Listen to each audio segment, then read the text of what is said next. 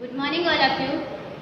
વિષય ગુજરાતીની અંદર વ્યાકરણ વિભાગની અંદર આજે નિપાત એ ટોપિક આપણે જોવાનો છે. તો વિદ્યાર્થી મિત્રો, નિપાતની સૌપ્રથમ પહેલાંની વ્યાખ્યા સમજીશું, ત્યારબાદ તેના પ્રકારો અને તેની અંદર કયા ઘટકોનો સમાવેશ થાય છે એ જોઈશું. તો પહેલાંની વ્યાખ્યા જોઈએ.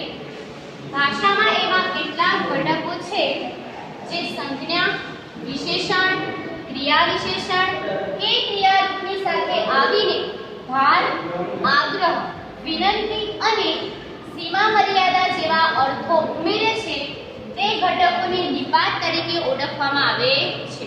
તો વિદ્યાર્થી મિત્રોની વ્યાખ્યાને સમજીએ કે ભાષામાં એવા કેટલાક ઘટકો એટલે કે ભાષાની અંદર એવા વ્યાકરણ વિભાગમાં કેટલા પણ ટોપિક આવેલા છે એની અંદર સંજ્ઞા, વિશેષણ, ક્રિયા વિશેષણ કે ક્રિયારૂપની સાથે ભાર, આગ્રહ અને વિનંતી કે સીમા મર્યાદા દર્શાવવામાં આવતી હોય તેને નિપાત ઓળખવામાં આવે છે. એટલે કે વિદ્યાર્થી મિત્રો, કોઈ વાક્ય આપેલું હોય એ વાક્યની અંદર સંજ્ઞા, વિશેષણ, ક્રિયા વિશેષણ હોય, પરંતુ વાક્યની અંદર ભાર આપ્યો હોય, આગ્રહ આપ્યો હોય કે વિનંતી અથવા તો સીમાની મર્યાદા દર્શાવવામાં આવી હોય તેને નિપાત તરીકે ઓળખવામાં આવે છે. નિપાતના મુખ્ય 4 પ્રકાર છે.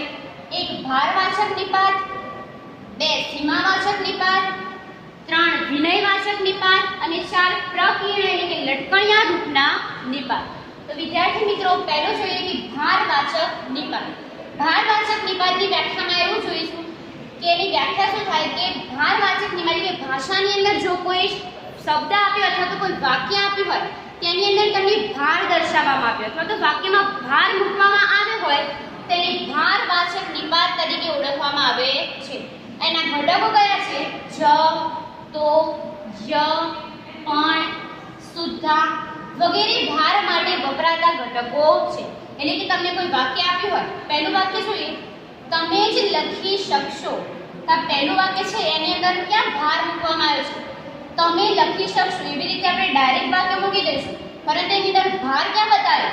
તમે જ લખી શકશો. તો તમને એક્ઝામની અંદર જો વિદ્યાર્થી મિત્રો આપ્યું હોય વાક્ય અને એની અંદરથી તમારે નિપાત શોધવાનો હોય તો વાક્યની અંદર ભાર ક્યાં દર્શાવ્યો? એ તમારો ભારવાચક નિપાત તરીકે ઓળખાય છે. બીજું છે નરેશ તો આવશે જ. આની અંદર શું છે? તમને એવું લાગે કે 2 નિપાત આપ્યા છે, તો અને જ, પરંતુ 2 નિપાત છે નહીં. નરેશ તો આવશે જ એટલે અહીંયા તો છે એની પર ભાર મૂકવામાં આવ્યો છે અને આ જ છે એ વાક્યને પૂર્ણ કરવા માટે મૂકવામાં આવ્યું છે. ત્રીજું છે વિજય પણ ગાશે. બરાબર, એટલે આ વાક્યની અંદર પણ એ ભારવાચક નિપાત છે. બીજું છે સીમાવાચક નિપાત. સીમાવાચક નિપાતની વ્યાખ્યા જોયું. સીમા મર્યાદાનો અર્થ અભિવ્યક્ત કરતો હોવાથી તેને સીમાવાચક નિપાત તરીકે ઓળખવામાં આવે છે. એટલે કે વિદ્યાર્થી મિત્રો, કોઈ વાક્ય આપેલું હોય એની અંદર તમને સીમા બતાવી હોય તો એ સીમાવાચક નિપાત તરીકે ઓળખવામાં આવે છે. પહેલું વાક્ય જોઈએ, નરેશને તૈયાર થતા ફક્ત 5 મિનિટ લાગે છે.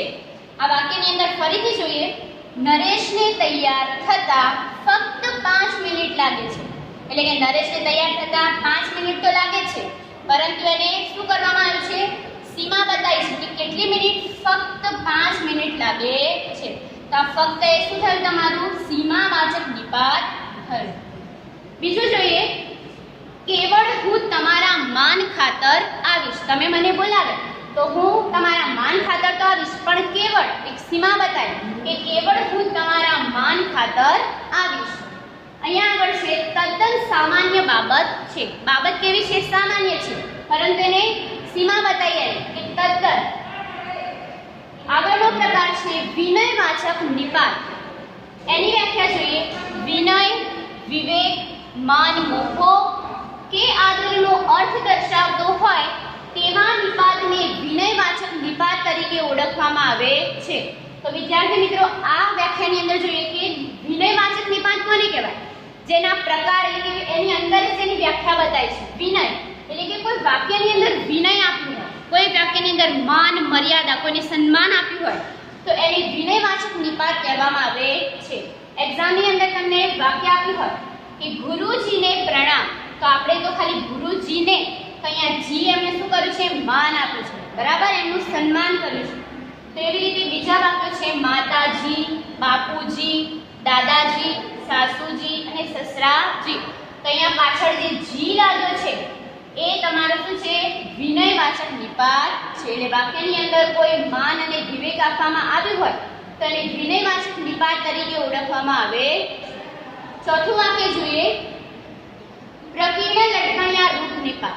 તો એનું છે વાક્યના અંતે વિનંતી, આગ્રહ અથવા તો અનુમતિના અર્થમાં ક્યારેક લટકણિયા રૂપે પ્રયોજાય તેને લટકણિયા રૂપ પ્રયોજાય તેમાં નિપાત તરીકે ઓળખવામાં આવે છે. તો વિદ્યાર્થી મિત્રો એની વ્યાખ્યા જોઈશું કે સૌપ્રથમ શું કીધું છે? વાક્યના અંતે વિનંતી, આગ્રહ અથવા તો અનુમતિ દર્શાવી હોય, કોઈ વાક્ય આપ્યું હોય એની અંદર તમે શું કર્યું હોય? વિનંતી કરી હોય, આગ્રહ દર્શાવ્યો હોય અથવા તો તમને કોઈ અનુમતિ કરવામાં આવી હોય તેને લટકણિયા રૂપ નિપાત તરીકે ઓળખવામાં આવે છે. અહીંયા પહેલું વાક્ય જોઈએ, દેવ સ્થાને પગપાળા જઈ આવ્યા કેમ?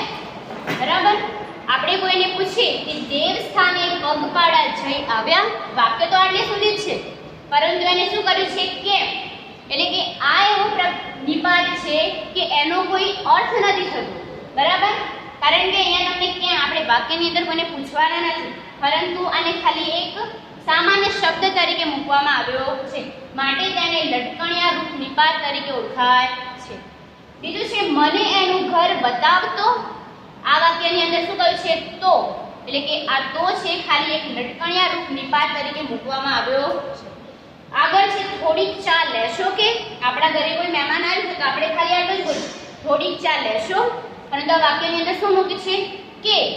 એટલે આનો અર્થ વાક્યમાં ક્યાંય થતો નથી પરંતુ એને ખાલી બતાવવામાં આવે છે. એટલે કે જો વિદ્યાર્થી મિત્રો અહીંયા આપ્યું છે કોઈ તમારા શબ્દાર્થ વાક્યની અંદર ને, કે, તો, તે, એમ કે આવા વગેરે ઘટકો વાતચીત કરવા માટે જો છેલ્લે વાક્યમાં મૂકવામાં આવે તેને લટકણિયા રૂપ નિપાત તરીકે ઓળખવામાં આવે છે. તો વિદ્યાર્થી મિત્રો નિપાતના 4 પ્રકાર છે. એની અંદર તમને સારી રીતે ખ્યાલ આવી ગયો હશે. Good bye. ટેક